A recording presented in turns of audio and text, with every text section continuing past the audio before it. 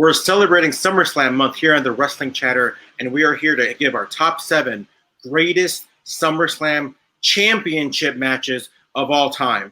We got Flobo here. We got Jack Farmer. We're all sporting the best T-shirt out there, a Jack Farmer T-shirt, and no better person to kick it off than Jack Farmer himself.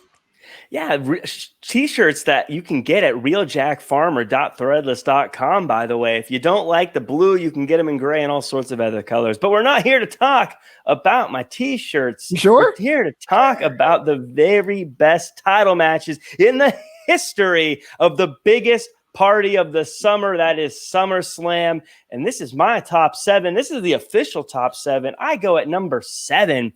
Daniel Bryan versus John Cena in 2013. After that, we got Bret Hart versus British Bulldog in 1992. That might cause an uproar from some people. But after that, I got Brock versus Cena in 2014.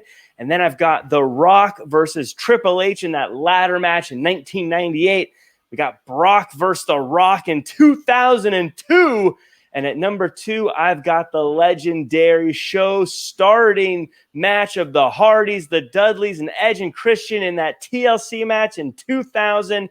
But to bring it home, to end the debate, the number 1 match may not be the greatest match, but when you think about all the build and everything that came with it, it's the Highway to Hell, Steve Austin versus The Undertaker in 1998. That is the greatest match in SummerSlam history.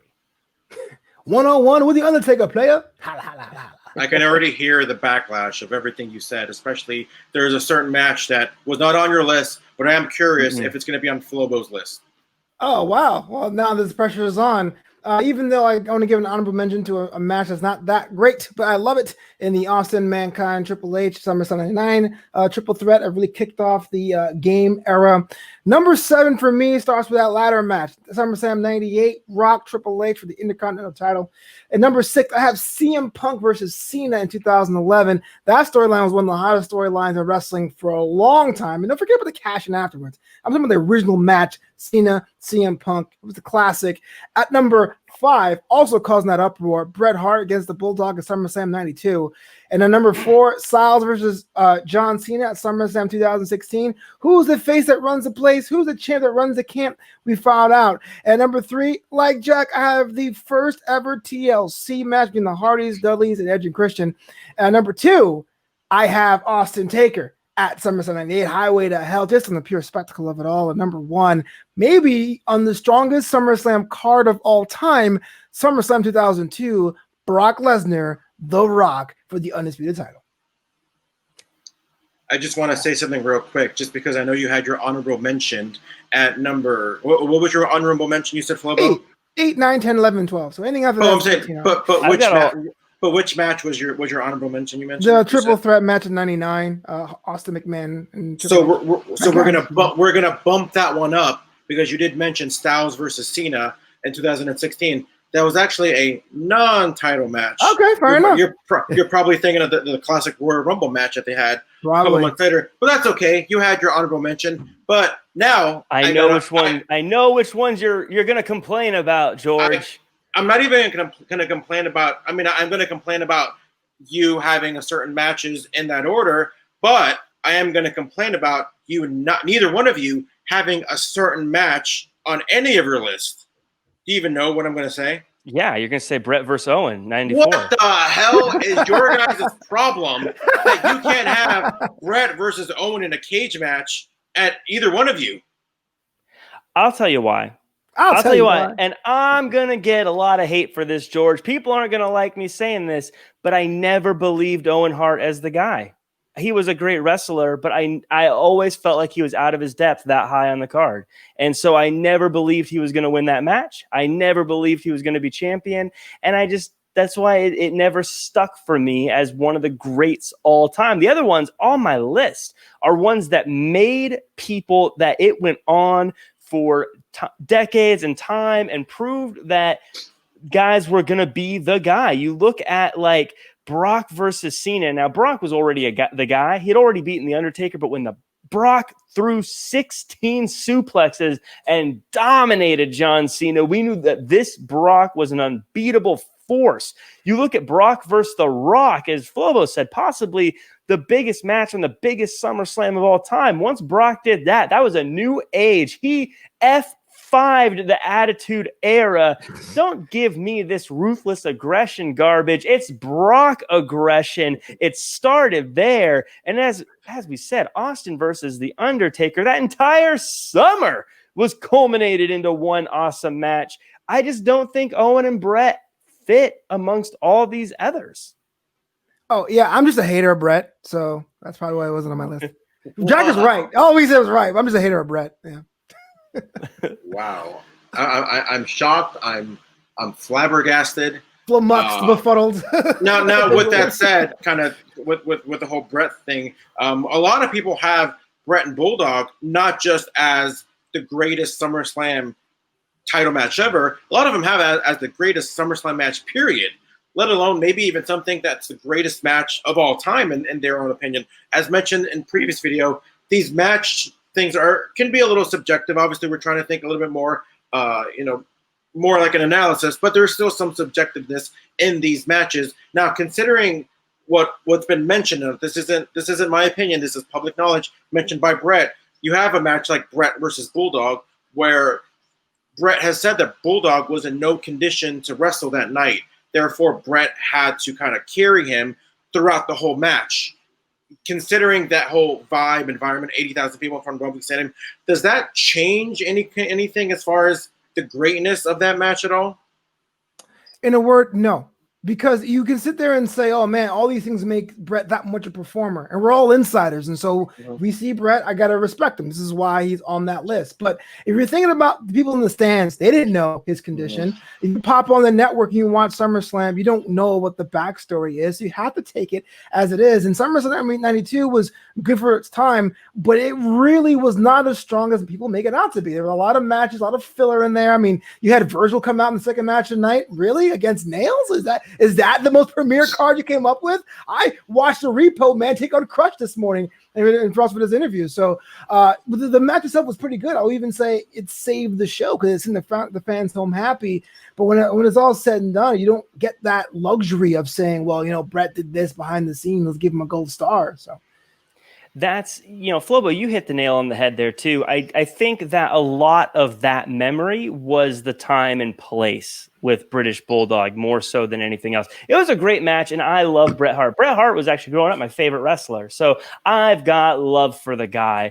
Maybe why I also am not a big fan of Owen Hart challenging him, because Bret Hart I was team Bret Hart there. But you look at these other ones, and it doesn't matter where these matches take place. It's not like this. There's nothing about, TLC, for instance, that first match. I don't think anyone watched that and wasn't completely blown away. Now, that could have been in Wembley. That could have been in Poughkeepsie. That could have been anywhere, and it would have blown away everybody.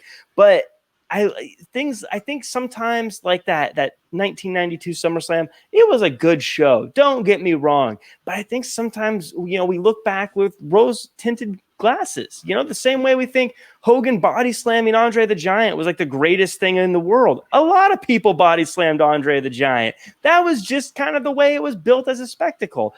But I think when you compare a built spectacle like 1992 SummerSlam to the 1998 Highway to Hell, it doesn't hold a candle to that build. So it's, that one's good, but it's, like I said, it's number 6 on my list. All right, well, Mr. Team Brett, I got another Brett match for you that I'm sure a lot of people are flabbergasted as not on the list. This one is too. Well, then go ahead. Bret Hart versus Mr. Perfect, 91, right? that was my honorable mention. That was my number 8. If you gave me a number 8, I love both those guys, and I'm I love both those guys. They're both the exact kind of wrestlers I like. So that was a tough call, but I still think it was the right one putting it at number 8. So Flobo, if you're not a Brett guy, is it safe to assume that you're a Shawn guy? No. Okay. Of the two, I do like Shawn Michaels more, but I don't know. As a kid, there was always that one thing about Bret Hart that didn't seem genuine to me. Didn't seem like he cared or connected. So I'm on my hate.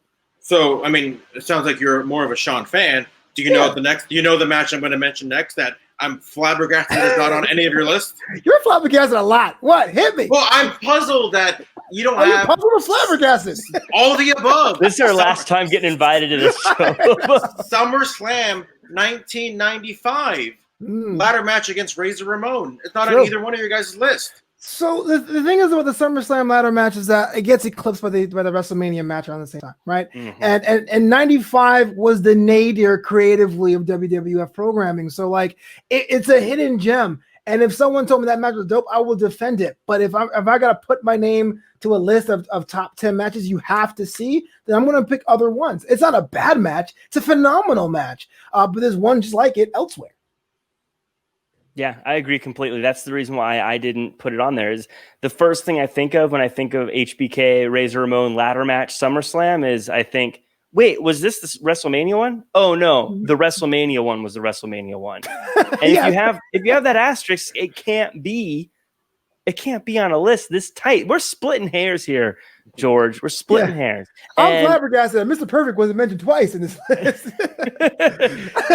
It was again, yeah, it was great. But when I look at like The Rock versus Triple H in a ladder match in '98, one that was a rivalry that I think stands the test of time, one that I think catapulted both of them to the stratosphere, that one has to be higher than the second best ladder match between two other guys.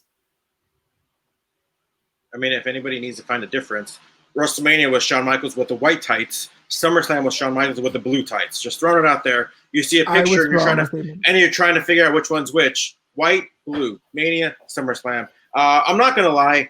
I do enjoy these kind of controversial opinions because if you can get a reaction out of me, you're doing something right. But if somebody wants to give you guys, whether it's praise or even hate, where can people find you guys on social media and whether or not agree or disagree with you guys? Yeah, you can find me at jackcfarmer.com as well as at RealJackFarmer across all social media. You can also check out my Threadless store, realjackfarmer.threadless.com. Get one of these fancy Jack Farmer shirts.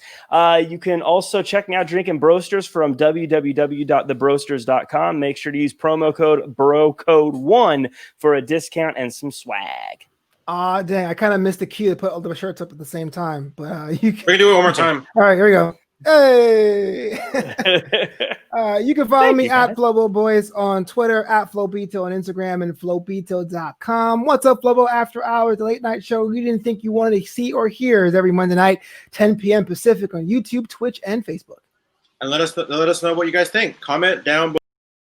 Hey, it's Christy Olson. If you like this video as much as I did, give it a thumbs up and share it with your friends so they can join in the wrestling chatter too. And don't forget to subscribe on YouTube and follow the show on Twitter at TW Chatter. See you next time.